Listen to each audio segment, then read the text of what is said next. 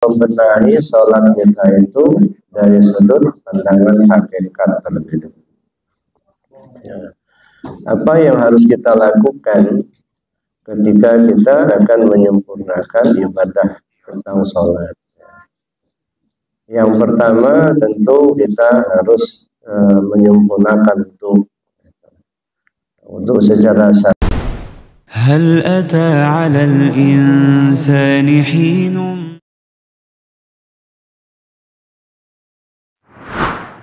tahu persis ya, tahu semua bagaimana sholat secara syariat ya, karena kita sudah laksanakan secara rutin ya, tiap 5 waktu kita sudah lakukan ya, tiap sholat sunat banyak kita sudah laksanakan ya.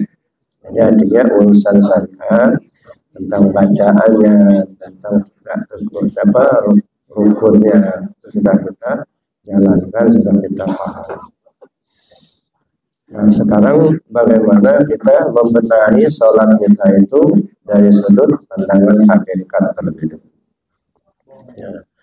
Apa yang harus kita lakukan ketika kita akan menyempurnakan ibadah tentang sholat?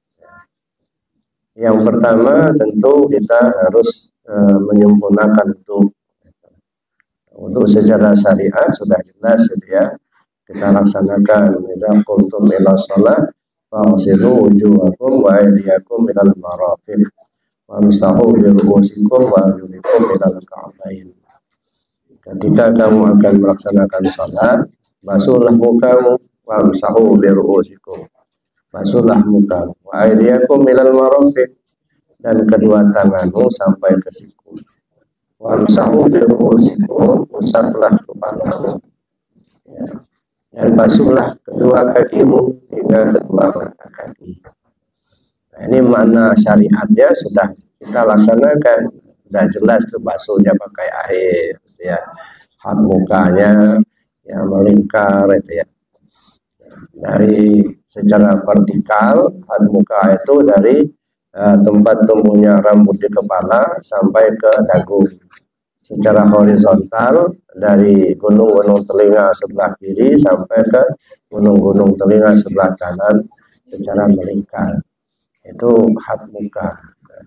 Kalau hanya membasuh muka pakai air itu sudah lumrah, sudah biasa. Anak-anak kecil juga sudah bisa. Ya. Anak-anak SD sudah bisa melakukan sholat untuk seperti itu. Ya, kemudian kita membasuh tangan. Kemudian kita mengusap kepala, kemudian kita membasuh kaki. Nah itu sangat sederhana sekali. Ya, kalau hanya kita berpatokan dengan syariatnya saja, itu sangat sederhana. Ya. Walaupun kita sudah mandi, sudah bersih-bersih pakai sabun, gitu ya. Ketika kita mau sholat, tetap saja kita berwudu, ya, basuh muka, basuh tangan, usap kepala, gitu ya. Kemudian basuh kaki. Tetapi makna yang terkandung di dalamnya, saya pikir itu yang sangat penting. Ya. Sebab kalau hanya sekedar syariatnya saja, tidak ada isi, itu ibarat buah ada kulit tak punya isi.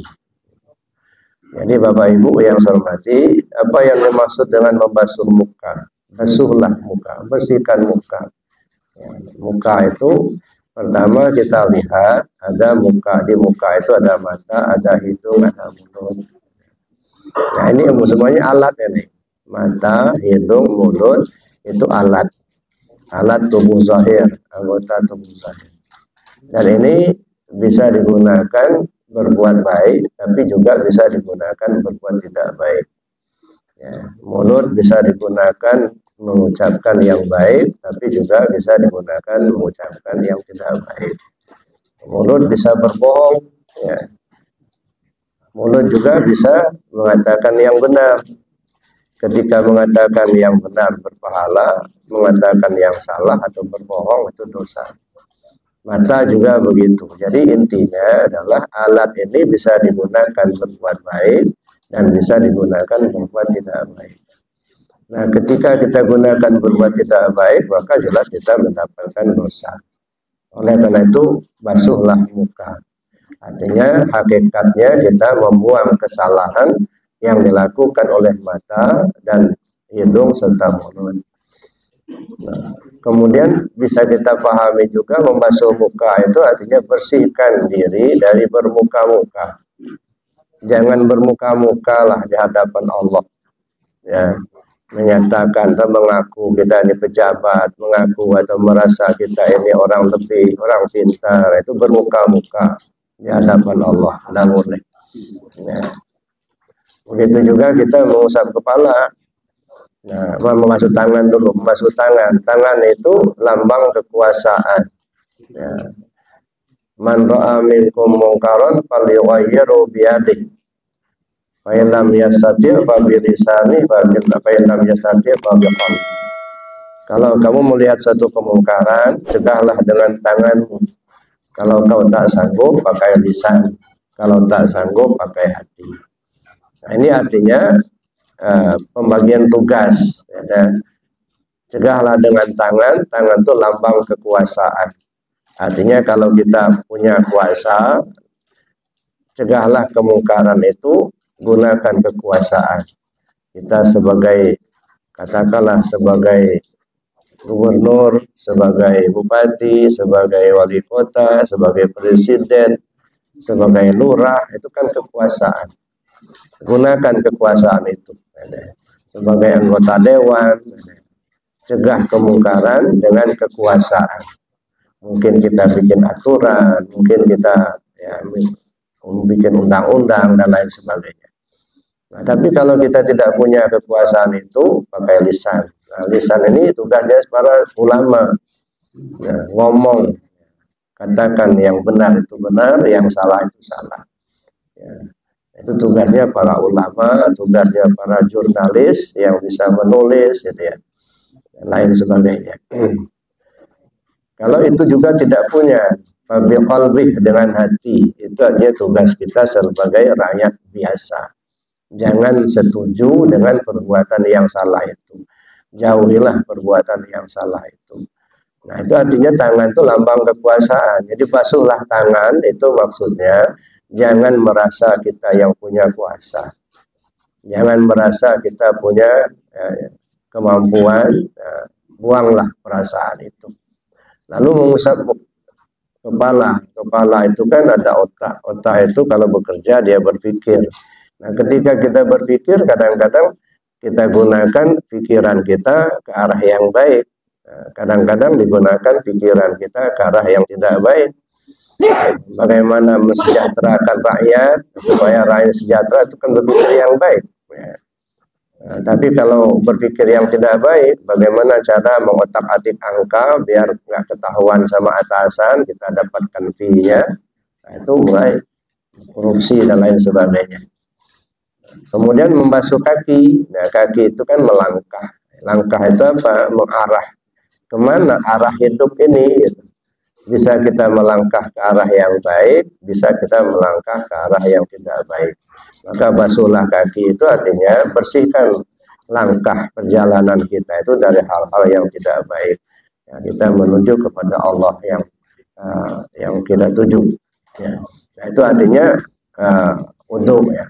Lalu setelah kita berwudu, ada sempurna wudu kita, baik secara syariatnya maupun secara makna hakikatnya. Lalu kan kita akan melaksanakan sholat. Apa yang harus kita lakukan dulu? Ya. Yang pertama harus kita lakukan di dalam sebelum kita takbir itu hilangkan dirimu dulu. Nah, ini pertama. Langkah awal menghilangkan diri. Maka selama ini belum kita sampaikan menghilangkan diri itu. Kenapa? Takut kalau sudah tahu menghilangkan diri nggak datang-datang lagi dia. Ya. Nah, namanya sudah bisa menghilang. Ya. Nah, jadi menghilangkan diri itu apa maksudnya? Menghilangkan keakuan diri. Nah, maka kalau dikalimatkan apa? La hayyun, la alimun, la sami'un, la basirun, la qadirun, la muridun, la mutakallimun bil haq illallah.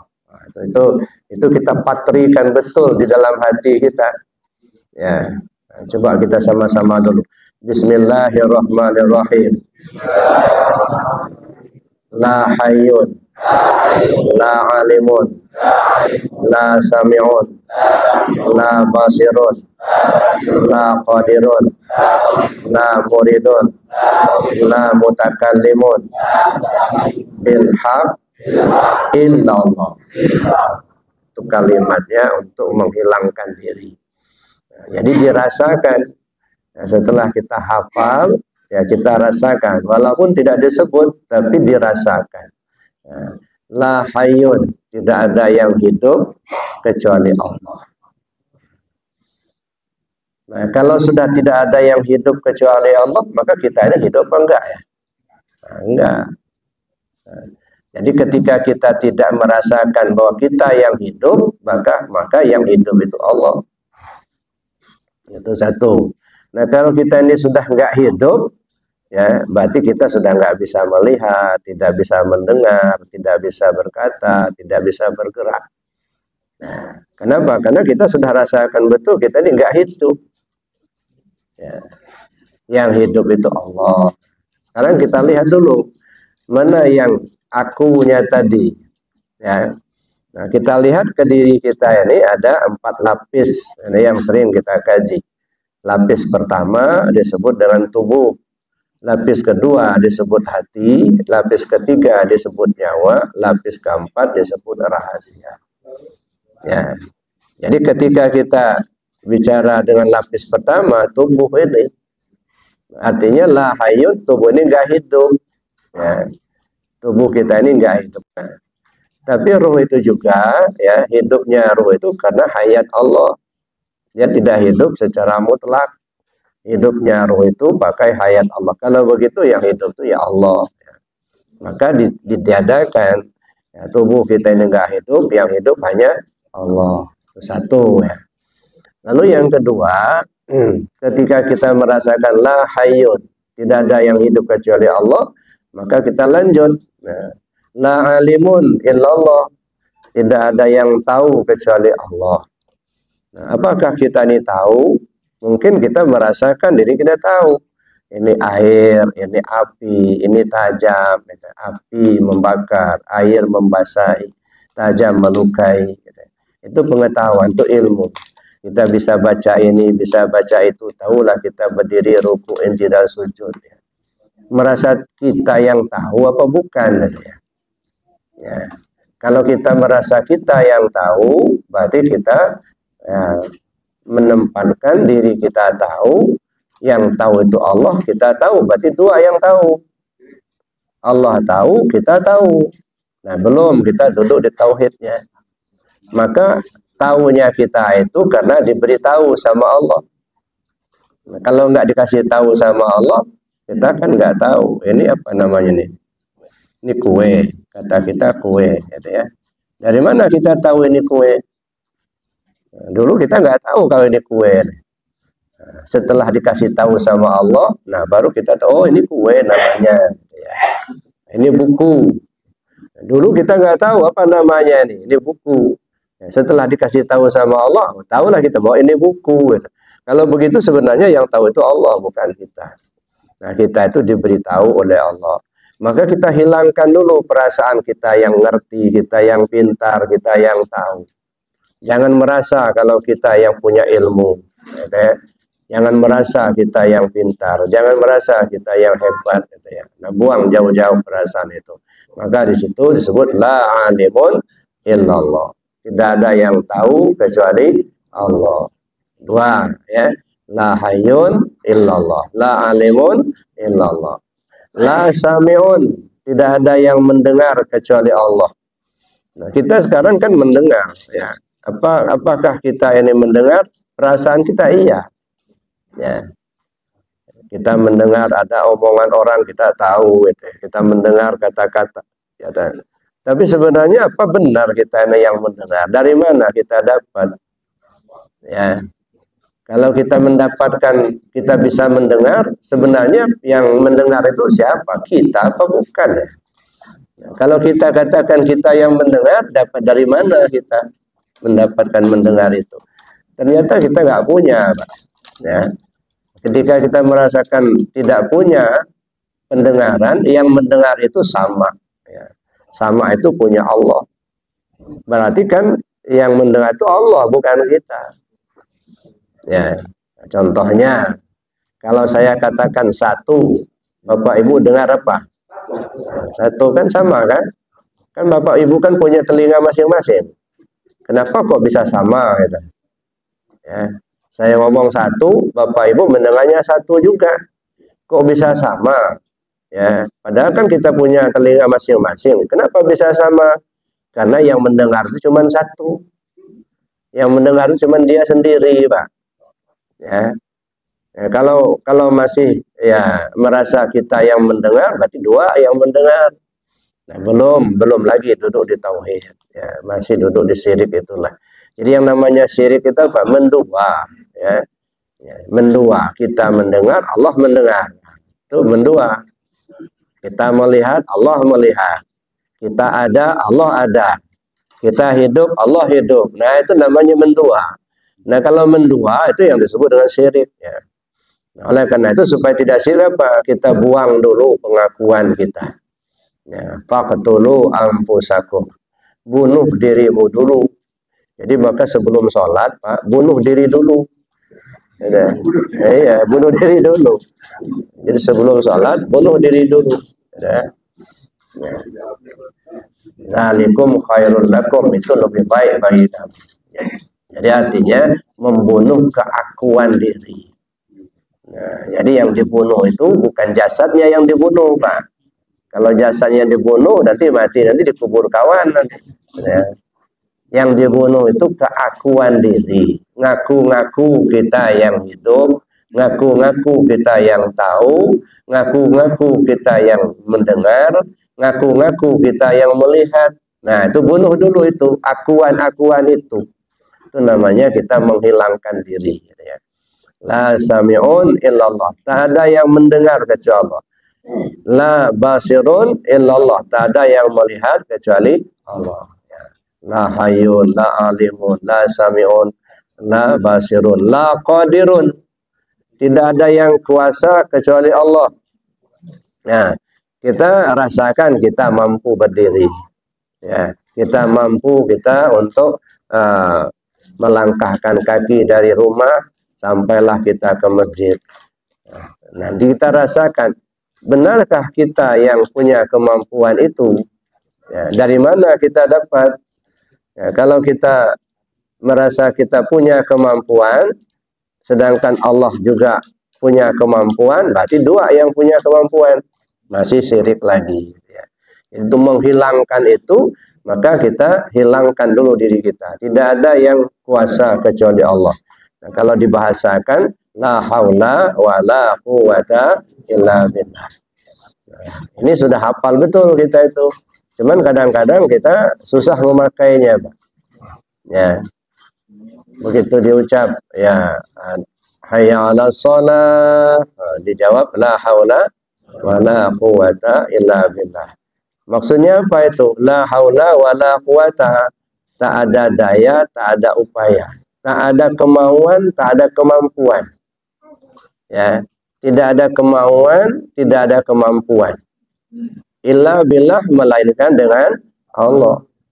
Nah, begitu kita masih di rumah, mendengar ada orang azan, hayya 'alas shalah. Nah, kita jawab la haula wala quwata illa billah. Nah, lalu kita melangkahkan kaki ke luar rumah. Nah, yang melangkah itu siapa? Ya. Kita berjalan ke masjid, yang berjalan itu siapa? Kan kita katakan tak ada kemampuan. Tidak ada kemampuan kita untuk berbuat baik. Tidak ada kemampuan kita untuk meninggalkan larangan. Jadi tidak ada kemampuan melaksanakan perintah, tidak ada kemampuan meninggalkan larangan. Melaksanakan perintah itu aktif, meninggalkan larangan pasif. Tidak bisa aktif, tidak bisa pasif, melainkan dengan Allah. Aktif itu gerak, pasif itu diam. Tidak bisa gerak, tidak bisa diam, melainkan dengan Allah. Maka la haula wala quwata illa billah. Nah, sekarang kita bergerak, melangkahkan kaki dari rumah ke masjid, mengayunkan tangan, ya. Lalu kita berdiri tegak. Nah, yang kuasa itu siapa? Allah yang kuasa. Ini namanya kita menghilangkan keakuan diri. La qadirun illallah. Tak ada yang kuasa kecuali Allah. Tidak kuasa mengangkatkan tangan ini, Pak. Ya, tidak kuasa melangkahkan kaki. Tidak kuasa berdiri. Nah, maka kita sebut la qadirun illallah. Tidak ada yang kuasa kecuali Allah. Kita nggak punya kuasa. La muridun illallah. Tidak ada yang punya kehendak kecuali Allah. Nah, kita punya kehendak. Allah juga punya kehendak. Maka disebut di dalam hadis qudsi, ya ibadi, wahai hambaku, kamu punya kehendak, aku pun punya kehendak. Kalau kamu paksakan kehendakmu, maka aku akan persulit apa yang kau kehendaki. Tapi kalau kau serahkan kehendakmu kepadaku, aku akan permudah apa yang kau kehendaki. Nah, jadi artinya kalau kita maksakan, kita betul yang punya keinginan itu kesulitan, Pak. Ya. Tapi kalau kita serahkan kepada Allah, Allah yang punya kehendak, kita yang tidak punya kehendak. Jadi kehendak itu kehendak Allah, bukan kehendak kita. Nah, bagaimana kita melebur ya kehendak kita itu kepada kehendaknya Allah. Tidak punya kehendak kita, yang punya kehendak hanya Allah. La muridun illallah. La mutakallimun illallah. Tak ada yang berucap kecuali Allah. Ya. Kita nggak bisa berucap, Pak. Mulut itu bukan nggak bisa ngomong, Pak. Mulut ini hanya ibarat speaker, ya, penyampai suara. Apakah mulut kita bisa ngomong? Enggak. Kalau mulut bisa ngomong, coba lihat mayat. Masih ada mulutnya, cuman mulut mayat sudah tidak bisa ngomong lagi. Nah, kalau begitu bukan mulut yang ngomong. Ya, mulut itu hanya speaker. Ya. Tuh, kayak gitu tuh, speaker, penyampai suara. Nah, tapi orang yang nggak paham, speaker itulah yang ngomong. Nah, padahal itu penyampai suara saja. Makanya dalam pepatah Lampung itu kan disebut takuku nyunggok-junggok menjauh di Lampung Kuta. Ya, Tuhan mudang disepuk ya dosa cawa-cawa. Nah, cawa-cawa itu apa? Bukan mulut. Ya, yang menggerakkan untuk bisa ngomong itu hanya Allah. Ya, yang menggerakkan untuk bisa melangkah hanya Allah. Ya, jadi bukan dilihat zahirnya, bukan. Ya, jadi Bapak Ibu yang saya hormati. Jadi tertujunya semuanya ke Allah, menghilangkan apa yang ada pada kita, baru kita melaksanakan sholat. Kalau masih terasa kita yang kuasa, kita yang berilmu, kita yang melihat, kita yang mendengar, itu masih di bawah, belum naik ke atas. Jadi supaya kita bisa naik, nah hilangkan dulu keakuan diri kita. Maka disebutlah la hayyun, la alimun, la sami'un, la basirun, la qadirun, la muridun, la mutakallimun bil haq illallah. Satu, itu langkah pertama. Ya, supaya sholat kita itu mi'raj, gitu ya. Nah, kalau nggak begitu merasa kitalah yang sholat, kitalah yang kuasa, belum naik kita. Gitu. Karena sholat itu kata Nabi SAW, as-sholat mi'rajul mu'minin. Sholat itu mi'rajnya si al-mu'min.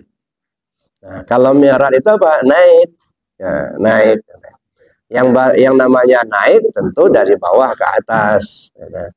Nah, kalau kita sudah naik, artinya sudah di atas. Kalau kita sudah di atas, berarti kita sudah tidak lagi di bawah. Kalau masih di bawah, tanda belum naik. Gitu. Kan kaji lurus saja. Ya. Yang namanya mi'raj naik. Ya, naik itu ke atas. Nah, kalau kita sudah berada di atas, artinya kita sudah tidak lagi di bawah. Nah, pertanyaannya yang di atas itu siapa? Yang di bawah itu siapa? Ya. Yang di atas itu qadim, yang di bawah itu muqdas. Nah, yang di bawah itu hamba, yang di atas itu Allah. Nah, kalau sudah naik ke qadim, tentu tidak muqdas lagi. Ya, hilang muqdas ketika kita sudah naik ke qadim. Kalau masih muqdas, masih merasa kita yang sholat, masih merasa kita yang kuasa, nah itu belum naik itu. Ya, masih di bawah itulah. Ya, jadi kapan naiknya? Makanya kita nggak sempurna-sempurna sholat kita. Ya, kenapa? Karena kita nggak pernah naik. Gitu.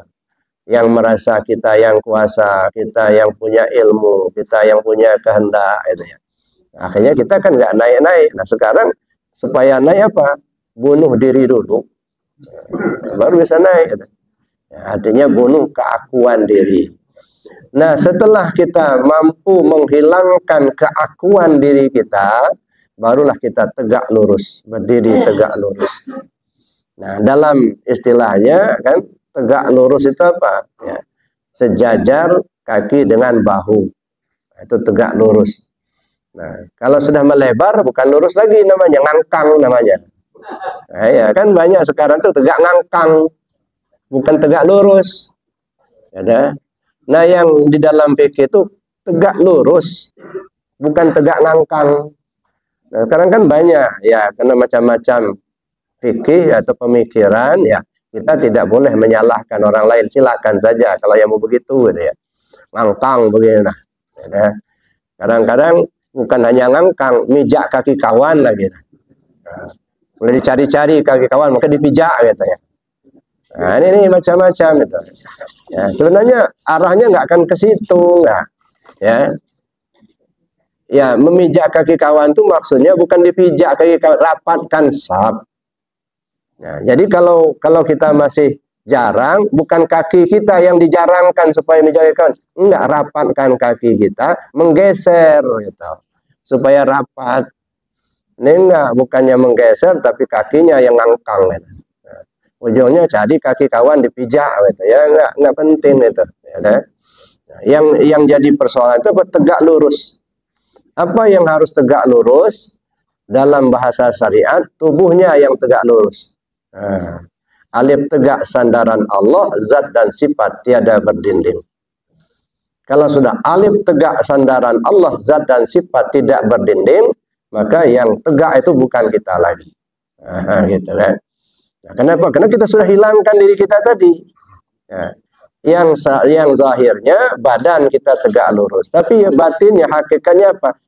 Niatnya yang tegak lurus itu, isi hati kita itu yang tegak lurus.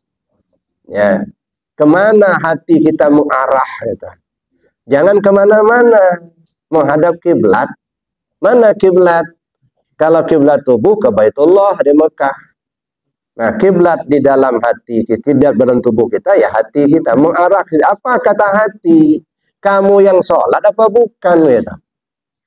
Nah, makanya begitu kita hilangkan diri kita, tidak ada yang lain kecuali hanya Allah.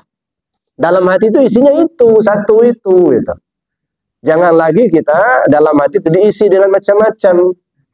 Gitu. Kan sekarang ini kan macam-macam kalau diisi. Kadang-kadang kalau sudah sujud terakhir, bacalah doa, minta kepada Allah apa yang kita butuhkan. Ya secara syariat silakan saja. Tapi kalau kita bawa ke hakikat itu tidak penting, Pak. Ya, apa mau diminta lagi? Ya, yang sholat itu siapa? Ya, apa bapak yang sholat? Apa ibu yang sholat? Ya, minta sama siapa lagi? Ya, nah kalau bidang syariat ya silakan saja. Jadi bapak ibu yang saya hormati, nah ketika kita tegak lurus, ya syariatnya tubuh kita yang berdiri tegak. Ya, hakikatnya isi hati kita itulah. Hati itu kosong, Pak. Ya. Isinya cuma satu. Siapa? Allah. Jangan diisi dengan yang lain, gitu. Ya. Ya, maka oleh karena itulah dipatrikan betul, tegak lurus. Ya. Ya, mulai dari berdiri kita itu sudah mulai tegak lurus. Tidak boleh kita ya miring kiri, miring kanan. Artinya niat kita itu nggak boleh ragu-ragu gitu. Ya, nggak boleh ragu-ragu. Harus tegak lurus. Ya, jangan ragu-ragu. Ya. Nah, setelah kita berdiri betul, mulai dari tubuh kita disyaratkan dengan tubuh kita, kemudian diisikan ke hati kita bahwa yang ada hanya Allah, tidak ada yang lain lagi. Nah, lalu mulailah kita takbiratul ihram. Nah, dalam bertakbir itu ada 4 martabat, ya, martabat takbir 4, ya. Ihram, mi'raj, munajat, tubaddil. Nah, ini martabat takbir, ya. Kapan kita ihram, kapan kita mi'raj, kapan kita munajat, kapan kita tubaddil, ya. Nah, makanya takbir itu Allahu Akbar. Nah, jadi 4 langkah. Allahu Akbar. Nah, jadi ketika kita mulai angkat tangan, nah, itu sudah mulai ihram. Apa itu ihram? Ya, haram. Apa itu haram? Ya, kalau bahasa syariatnya, apa yang halal kita lakukan sebelum takbir, diharamkan kita melakukannya sesudah takbir. Makan kue ini kan halal, Pak, boleh, Pak, sebelum takbir. Tapi begitu kita angkat tangan takbir, tidak boleh lagi kita makan. Ya, jangan pula lagi penuh mulutnya lagi makan lalu takbir, itu tidak boleh. Gitu ya. Jadi haram kita. Jadi haram di situ secara syariatnya apa? Apa yang boleh kita lakukan sebelum takbir, begitu kita mulai takbir, haram kita lakukan. Makan, minum, sudah nggak boleh lagi. Tapi secara hakikatnya apa haram itu? Haram ngaku-ngaku kita yang sholat. Ya. Begitu kita angkat tangan, tidak boleh kita merasa kita yang sholat. Haram kita merasakan kita yang kuasa, kita yang melihat, kita yang mendengar, kita yang berilmu, itu haram.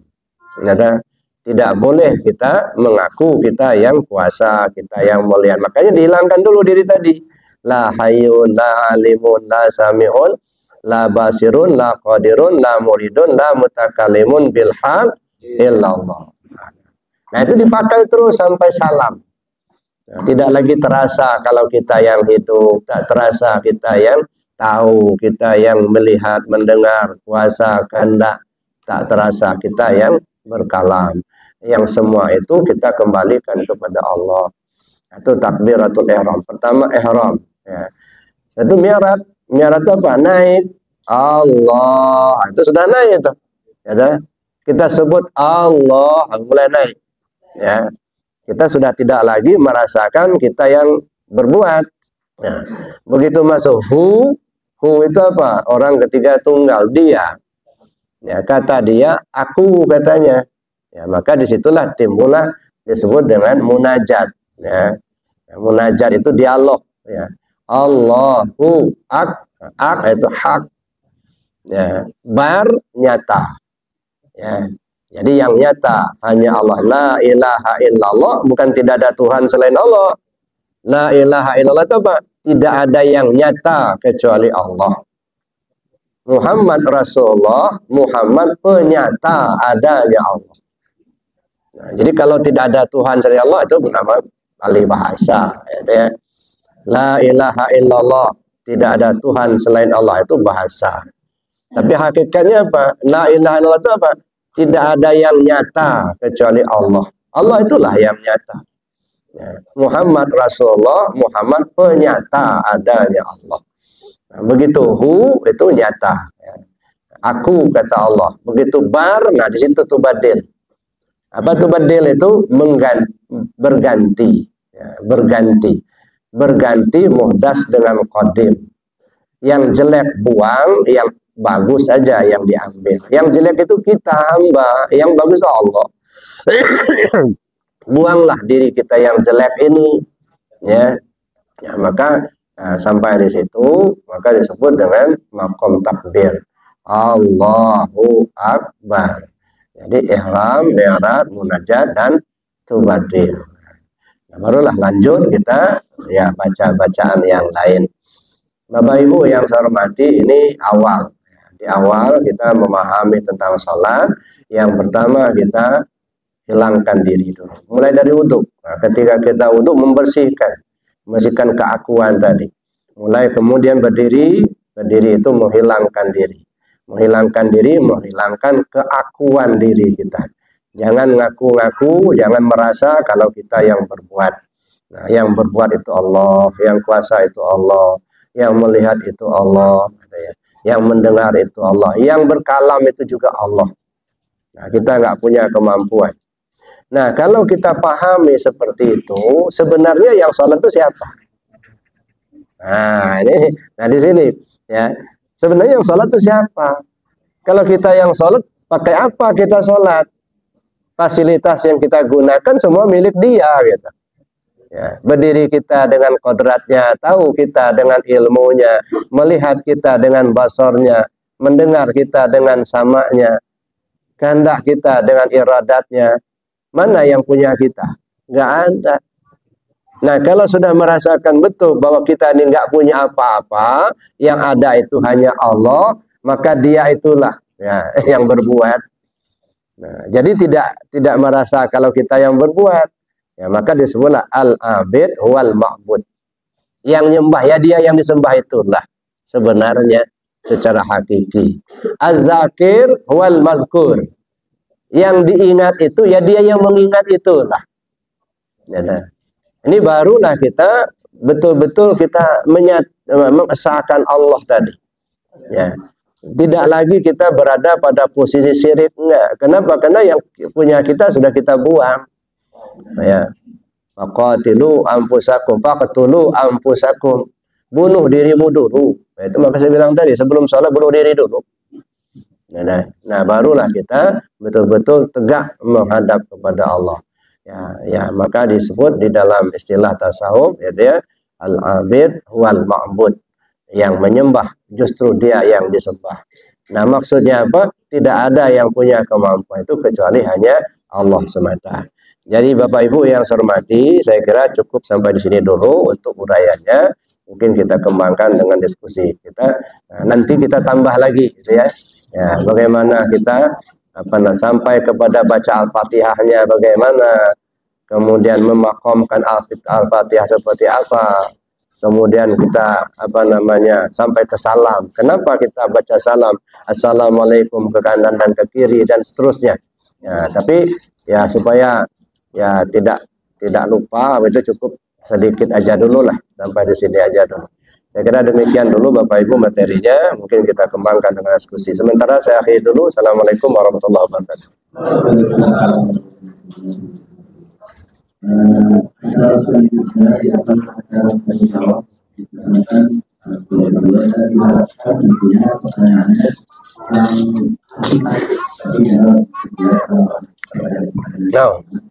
Enak.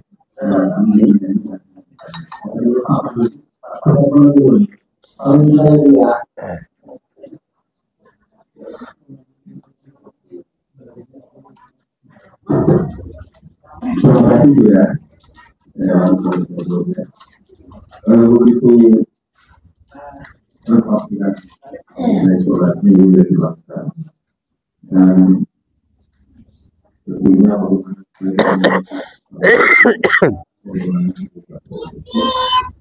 bisa dia mengulangi lagi minggu yang dilakukan.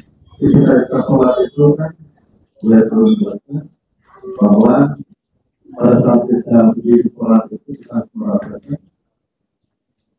dan berdasarkan sifat yang Allah. Kemudian sifat memuji kita dengan semua itu merasakan apa yang Ustaz Buya jelaskan pagi ini. Buya bisa mengulangi apa yang Buya jelaskan mengenai kita sholat yang bisa dengan sesuai dan sifat mengujikan. Terima kasih. Jadi ini pertanyaannya, bagaimana merasakan bahwa sholat itu adalah penyaksian zat kepada sifat. Nah, ini dulu. Ya, makanya ya mesti paham dulu kita mana zat, mana sifat. Ya, sholat itu sendiri sebenarnya penyaksian zat kepada sifat. Zat menguji sifat dengan afalnya, sifat memuji zat dengan asma'nya. Ya, jadi zat menguji sifat dengan afalnya, sifat memuji zat dengan asma'nya.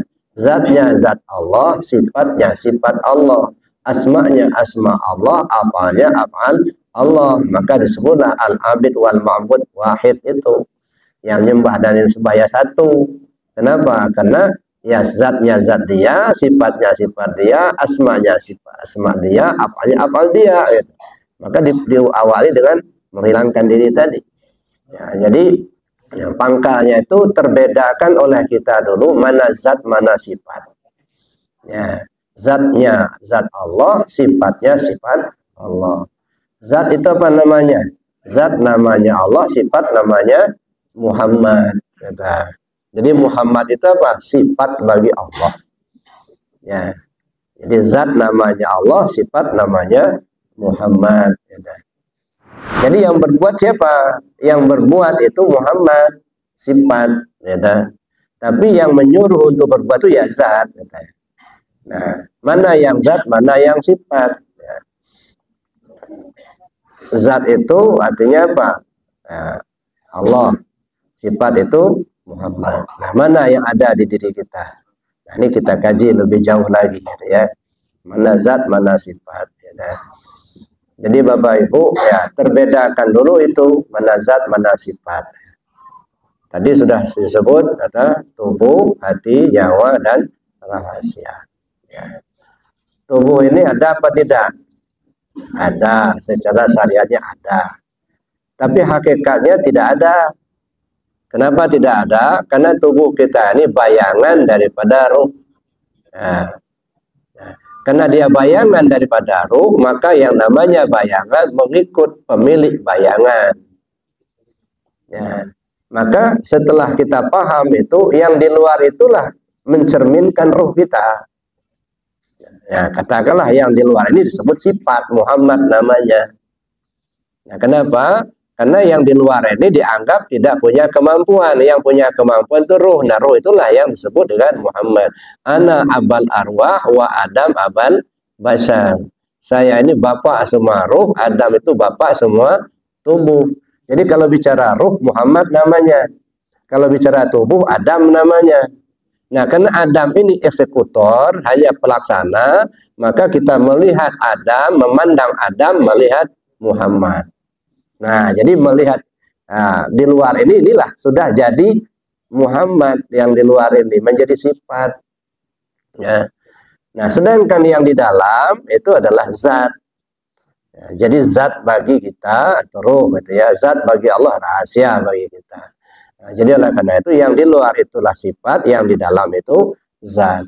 Jadi kalau disebut sholat itu dah ya zat ya menyaksikan sifat. Nah, zat itu betul-betul menyaksikan sifat. Makanya rukun sholat yang 13 itu dibagi menjadi 3 bagian. Ada yang disebut rukun fi'li, ada disebut rukun qauli, ada disebut dengan rukun qalbi, gitu ya. Dan ini ada ta'alluqnya, maka disebutlah ada ta'alluq. Rukun qauli ta'alluqnya kepada sama, rukun fi'li ta'alluqnya kepada basar, rukun qalbi ta'alluqnya kepada ilmu. Maksudnya apa ini? Rukun qauli ta'alluqnya kepada sama, artinya setiap ucapan yang keluar dari mulut kita didengar oleh telinga kita. Nah, jadi jangan sampai hanya ngerocos saja ngomongnya tapi nggak didengar sama telinga kita. Maka sholat itu nggak boleh cepat-cepat, Pak, ya. Dirasakan, baca Fatihahnya, baca ayatnya lambat sampai kerasa. Jangan mentang-mentang sudah hafal begitu nyerocos saja. Nah, tapi nggak didengarin. Jadi setiap ucapan yang keluar dari mulut kita itu didengarin. Bismillahirrahmanirrahim. Alhamdulillahirrabbilalamin. Nah, didengar sama telinga kita ini. Itu disebut dengan ta'alluq kepada sama. Jadi rukun qauli, ya rukun ya qauli itu ta'alluqnya kepada sama. Ya, didengar sama telinga kita. Apa yang kita ucapkan? Ya, mulai dari takbirnya, bacaan-bacaannya sampai ke salam. Nah, setiap apa yang keluar dari mulut kita didengarin. Ya, itu namanya ta'alluq kepada sama. Nah, lalu rukun fi'li ta'alluqnya kepada basar. Apa maksudnya itu? Setiap gerakan tubuh dilihat. Nah, gitu ya. Tubuh kita lagi berdiri, tubuh kita lagi ruku, tubuh kita lagi sujud, ya duduk, dilihat. Itu namanya ta'alluq kepada basar. Jadi setiap ucapan didengar, setiap gerakan dilihat. Nah, itu disebut dengan apa namanya zat menyaksikan sifat tadi. Lalu ada rukun qalbi. Rukun qalbi itu kan cuma satu, niat, ya. Nah, rukun qalbi itu di niat. Ada satu lagi tertib, itu di hati kita itu. Artinya apa? Diketahui dengan ilmu. Ya. Jadi artinya niat itu siapa yang berbuat, gitu ya. Jadi kalau sudah sampai ke alam tasawuf, Bapak Ibu ya, sholli fadl maghribi salasa rakaatin mustaqbil qiblati adaan ma'muman lillahi ta'ala, itu di alam syariat boleh-boleh saja. Ya nggak apa-apa lah di syariat. Tapi kalau sudah ada hakikat tuh nggak berlaku lagi itu, Pak. Sengaja aku sholat maghrib 3 rakaat, yang bikin 3 rakaat itu kan aku, kata Allah. Nggak usah kamu laporan sama aku. Ya. Menyuruh sholat maghrib itu ya aku yang bikin, aku yang nyuruh. Ngapain kamu laporan lagi sama aku? Nah, tapi nanti kita kaji lebih jauh lagi lah itu ya. Nah, tapi untuk di syariat nggak apa-apa lah. Sholli fadl maghribi salasa rakaatin mustaqbil qiblati adaan ma'muman lillahi ta'ala. Di alam syariat boleh-boleh saja. Tapi begitu masuk ke alam hakikat itu sudah lebur, itu sudah nggak ada. Ya, maka kita merasakan betul yang kita nggak ada, tidak ada yang kita berbuat. Jadi gitu Pak. Jadi merasakan bahwa zat menyaksikan sifat berbuat, maka disebut sholat itu penyaksian zat kepada sifat. Ya. Zat menguji sifat dengan afalnya, sifat memuji zat dengan asma'nya. Ya, zatnya zat Allah, sifatnya sifat Allah, afalnya afal Allah, asma'nya afal asma Allah. Gitu. Maka disebutlah al-abid wal ma'bud wahid, gitu ya. Jadi dirasakan. Nah, kalau sudah bicara rasa Pak, nggak bisa diucapkan lagi Pak. Ya, hanya bisa diucapkan ya dirasa gitu. Bagaimana merasakan? Ya silakan rasakan sendiri. Bapak sudah makan kue tadi kan? Apa rasanya kue itu Pak? Nah itu. Ya. Paling-paling Bapak bisa ngomong, tuh ada kue itu makan, tuh dia tahu rasa. Oh begini rasanya kue, coba cerita, ya nggak bisa lagi. Nah, makanya disebutlah man lam ya'rif, man lam yadhuq, lam ya'rif. Siapa yang belum merasakan, dia nggak akan pernah tahu. Baik, sekarang cukup Pak ya. Udah. Masih ada? Cukup. Kenapa? Oh, selesai begitu. Oh, udah, gitu aja. Nggak usah panjang-panjang. Dah, gitu aja. Ya. Kita berapa 623, 624 terserah lah gitu ya. Pokoknya selesai, udah doa gitu. Bismillahirrahmanirrahim. Allahumma inni astaudi'uka ma 'allamtani warduhu ilayya inda hajati wa la tansani ya rabbal alamin. Subhanakallahumma wa bihamdika asyhadu an la ilaha illa anta astaghfiruka wa atubu ilaik. Assalamualaikum warahmatullahi wabarakatuh. هل أتى على الإنسان حين